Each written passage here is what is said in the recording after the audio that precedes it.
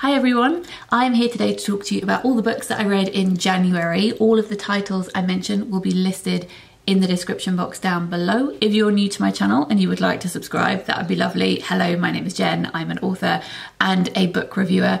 I'm just warming my hands on this cup of tea, but I'm going to put it down now so that I can actually hold up books and talk to you about them. These books aren't actually in any order, so let's just begin at the top of the pile. This is Elle McNicoll's Like a Charm. It is her third middle grade book, and it's actually out today, which was not planned when I filmed this, but a happy coincidence. Elle's previous books, A Kind of Spark and Show Us Who You Are, made it onto my best of books of the years that they came out, which were 2020 and 2021. This one, as I said, came out today, and this is the first in a series, so the next one will be out next year. All of Elle's books have protagonists who are neurodivergent, and she is neurodivergent herself.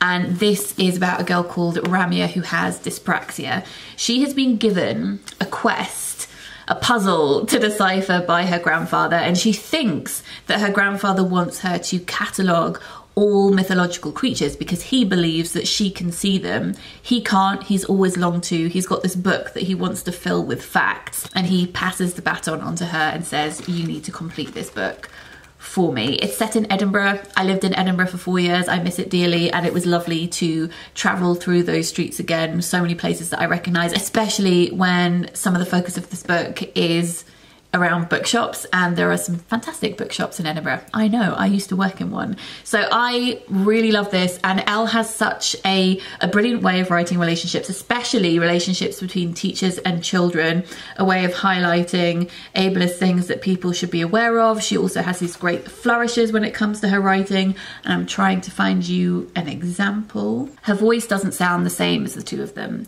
She's got an invisible birdcage around her, one that says, do not put your fingers through these bars or you'll get hurt. The extended metaphors in Elle's work is always something that I particularly appreciate. So in this book, there are two separate things going on with glamour.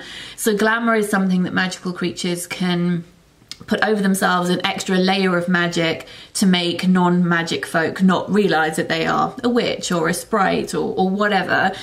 And Ramya can see through that. And in one sense, that is a reflection of her being able to see through social constructs and stand up for herself and stand up to neurotypical norms and what's expected of her. Also, if you see that on the flip side, you could see magical creatures using glamour as a means of masking and passing, and therefore being more readily accepted by people and living a less dangerous life for themselves. So I really enjoyed all of the conversations that were going on under the surface, as well as the fantasy story itself, and I thought that she planted lots of lovely Easter eggs for future books, and it was just, as always, a joy. Next on this pile, we have Saba Sam's Send Nudes, which came out in January, and this is a book that contains some of the best short stories I've read in ages. So it was a really great first short story collection of the year to pick up. I would recommend this to fans of Atesha Moshfegh and also Eliza Clark. It is definitely in that 20-something women finding their feet, discussing relationships and vulnerability and sexual violence.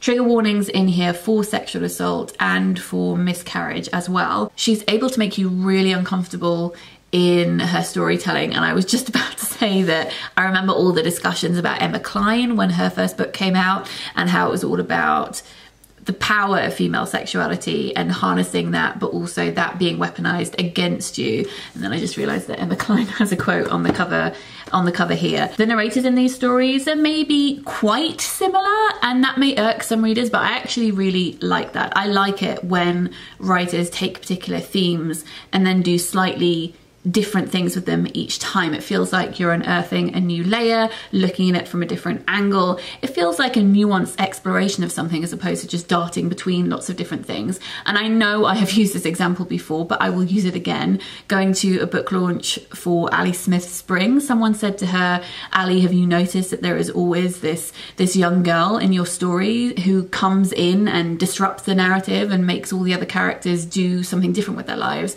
And she just looked at her and went, good, I'm glad that that's there. Like, I don't have a problem with writers exploring similar themes. I do that myself, I know I do. So I really enjoyed this collection. I loved how unafraid it was to kind of peer under some stones and stare at things that maybe you might not want to stare at. One of the stories in here really reminded me of White Lotus in a great way. Mr. M and I watched that show recently and loved it. If you've watched it, there is a story in here that is quite similar to the relationship between the two teenage girls who are visiting the hotel in that series. I really would recommend this. If you are, as I said, a fan of Atesha Moshfegh or of Eliza Clark, check it out. Let's move on to 3 short books. So this is a pamphlet published by Strangers Press, who I've mentioned before. I really love what they do. They have 3 different series of pamphlets in translation, a set of Japanese pamphlets, a set of Korean pamphlets, and a set of Dutch pamphlets too. This is from their Japanese pamphlet series, but this is actually not translated because it's by a Japanese writer who also happens to write in English. So this is Spring Sleepers by Kyoko Yoshida, and this one very much reminded me of a short story by Haruki Murakami, which is called Sleep. That is about a woman who has insomnia and can't sleep and doesn't know what to do with her day, but then actually finds that not having to sleep at night gives her all of this time that she can charter and do whatever she wants with. This is more surreal than that, but I was nevertheless reminded of it. It's about a narrator who cannot sleep and so goes to their doctor and says, "Help me please, because I feel like I am losing my mind." And the doctor says, "Okay, well, this is interesting. I could send you to a sleep camp, but I think it's going to be too difficult for you to get there because you'll need to follow all of these instructions. And by the time you're nearly there, you're going to be hallucinating. So you're probably not going to make it."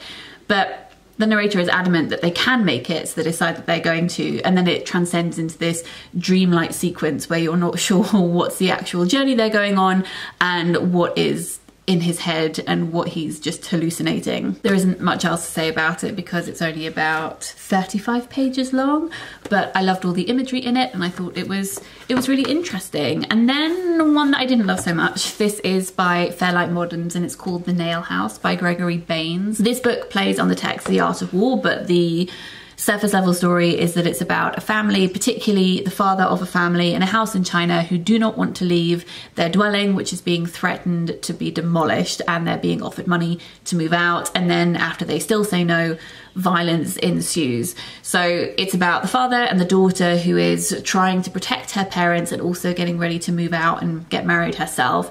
The other part of the story is told from the point of view of an Australian who has moved to China and is now working for the people who want to demolish the house. It turns into a bit of a romance. I didn't really like that, and not just because I'm not a huge fan of romance in books, but just I didn't particularly believe it. The story was okay. It's also very obvious that it's written by a man because when it's the perspective of the woman, just the stuff she says about herself is so... it's so stereotypical, you know, she's thinking about high-heeled shoes all the time, and when she is thinking about how she's breathing, she's thinking about her breasts, and I'm like, okay. No, and that just really ripped me out of the story. So this one I didn't enjoy that much. One that I enjoyed more is a short chapbook. This is Modern Medicine by Lucy Hurst, and this is a collection of poetry. I was interested in how she took subjects of disability and wove those into eco poems, and there were certain lines in particular that I really liked. She's talking about going to hospital appointments, and the last line of that particular poem is, "Should I be patient or mad?" And it's looking at that relationship with being the ideal patient in a hospital and therefore being patient, or speaking up for yourself and standing up for yourself and running the risk of seeming angry but also maybe being disbelieved as well. And I think that that line in so few words holds so many different things. I also really love the first 2 lines of this poem, which reads, "It's already a few months into the year and I haven't decided if I'll be any different." Structurally, I didn't love everything about this collection. I thought that she overused forward slashes a bit too much in her work, but I'd be really interested to see what she writes in the future and would be very keen to check it out. And as I said, there were many lines in this that stood out to me. Next on my pile here is a novel called The Seawomen by Chloe Timms. This is a proof copy. It's not out until June, I think. So I'm not going to talk about it for a long period of time because that feels a little bit mean in case you like the sound of it and you can't get your hands on it for like several months. But I was sent a copy of this to provide a blurb for it if I liked it, and indeed I did like it. This is a debut novel by a disabled writer. I've worked with Chloe before and I really enjoyed this book. You know that I like to do book maths on certain things. So if I was going to do book maths, I would say it is like Kieran Millwood Hargrave's The Mercies meets Kirsty Logan's The Gloaming meets Sophie McIntosh's The Cure. This is a novel about the life of Esther from when she's a child to when she's a young woman. Esther lives on an island in the middle of the sea, and this island is ruled by the church, and the church have conditioned everyone into thinking that women can't be trusted because they believe in something called the Seawomen, who are kind of like selkies or harpies that live out at sea, and they drown fishermen, and therefore the women on the island must be controlled, must be meek, must be mild, all of that cultish stuff. And if anything goes wrong with the weather or with crops, a woman on the island is punished. So this is a dystopian book, and I can tire of dystopian fiction. I went through a period of loving it a lot, but obviously there are many tropes in dystopian fiction that can get a bit repetitive over time, but I think that this book really holds its own. I think the tension is sustained and it definitely captivated me. The main character has burn scars and there is another character in here with limb differences. So if this sounds like your cup of tea, pre-order a copy and keep an eye out for it when it comes out in the summer. Then on my list, we have books that I have spoken about in a reading vlog. I read all of the books that were longlisted for this year's Barbellion Prize earlier in the month of January. The Barbellion Prize is a prize that celebrates work by disabled and chronically ill writers. I'd already read 2 of the 8 books that were longlisted this year, so I read the 6 that I haven't. So very briefly, I'll tell you about them, but if you want to know my in-depth thoughts, then head over to this video here and I'll also link it down below. This is The Coward by Jared McGinnis. This is a book that is a novel but is highly influenced by the author's life. It's about Jared, who becomes a wheelchair user after being in a car accident, and it's about him and his relationship with his father, and through them reconnecting in the present you learn about their past.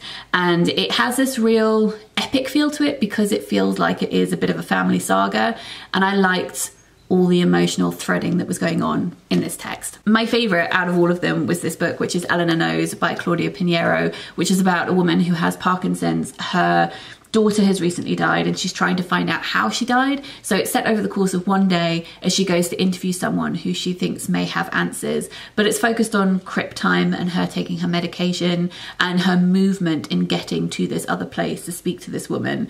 And I just absolutely adored it. Again, if you want to know my proper thoughts, you can head over to the reading vlog. I also really enjoyed Barokka's Ultimatum Orangutan. If you would like to read a poetry collection that is about climate crisis and disability, capitalism and racism, this is focused a lot on Indonesia, which is where the author is from. I thought that it wove those themes together brilliantly. I mean, I really enjoyed most of these books. So this is I Live a Life Like Yours by Grue. This one is a memoir and I would recommend it for fans of Sitting Pretty by Rebecca Tausig. It's looking at ableism in education, but also in loads of other aspects of life as well. It's talking about access. It's looking at the impossibility of writing the self. There's a great section where he's talking about how he feels very cross when he looks at lists of things that he should be able to do and feels like personally affronted by them, whilst at the same time recognizing that those things are not set out to make him feel bad about himself. That's just a side product of the list.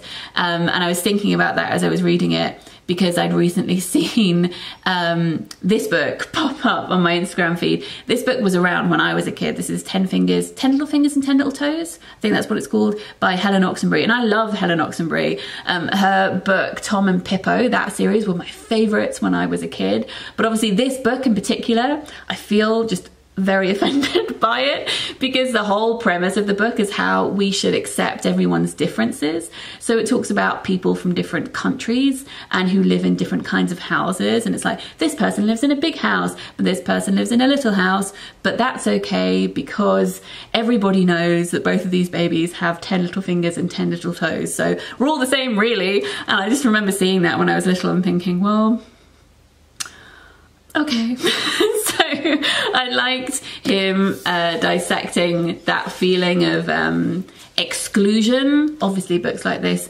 have very good intentions and they do great things. It's just this one in particular has the side effect of falling into this ableist trope and making disabled kids probably not feel that great about themselves. And that's what part of this book examines, is how do you deal with all the tiny little things that can be excused when they build up, because you can really only see it when you're in it. And what do you hold on to? What do you let go of? How do you move on and deal? I thought this book was really honest and I appreciated that. The only book in the long list that I didn't really like was Duck Feet by Eli Percy. And this book is just a case of it really not being for me. And I would recommend it for fans of Derry Girls, which I do actually love myself, and Adrian Mole. And as I said in my reading vlog, I think I would have really enjoyed this had I read it when I was younger. But as a 35-year-old person, it's just not something that particularly speaks to me anymore. So I put that one down. The one that I loved second best was What Willow Says by Lynn Buckle. This is a wonderful book about deafness and sign language and communication between a grandmother and her granddaughter, and looking at nature and how nature can speak to us. And it's so rich in its language. Some of it is told in rhyme to kind of play around with sound and word formations, and it's just a joy, an absolute joy. And then the last book that I read in January was a reread, and that was The Unheard by Nicci French. I read this because I was working with Tandem Collective, who run read-alongs, and they'd asked if I would host one because they know that I like Nicci French, and it was really fun to reread this. So I reread this and then wrote questions to go inside the book so that people who signed up to that read-along could answer those questions as they were going. And it's just interesting to reread a crime book in particular, because obviously it's not something that we tend to do because we know the ending, but upon rereading it, it meant I could notice a lot of structural things that I think I had not necessarily missed the first time round, but could appreciate it more. I love how this book in particular has lots of fairy tale themes and plays around with the actual act of storytelling. So it was really fun to revisit it, and I liked it. And I interviewed Nicci and Sean, which was lovely, as you know, big Nicci French fan. So I will link the interview that I did with Nicci and Sean in the description box down below if you would like to go read it. This month, or rather last month, I also, for my monthly article for Toast, wrote a piece about my favourite short books. If you would like to kickstart your reading year with some short pieces of fiction. Did I include non-fiction? I think I did. Fiction, non-fiction and poetry. There were a lot of books that I wrote about in that article, so I'll also link that in the description box down below as well. So those are all the books that I read in January. I would love to know what you read, if you would like to share in a comment down below. If you are interested in any of the books I have mentioned here, if you are new to this channel and would like to subscribe, that would be lovely. And if you enjoy my content and would like to consider supporting me on Patreon, that is always very kind. Link to that is in the description box too. I hope that you're having a good week. I'll be back soon with another video. Sending lots of love. Bye.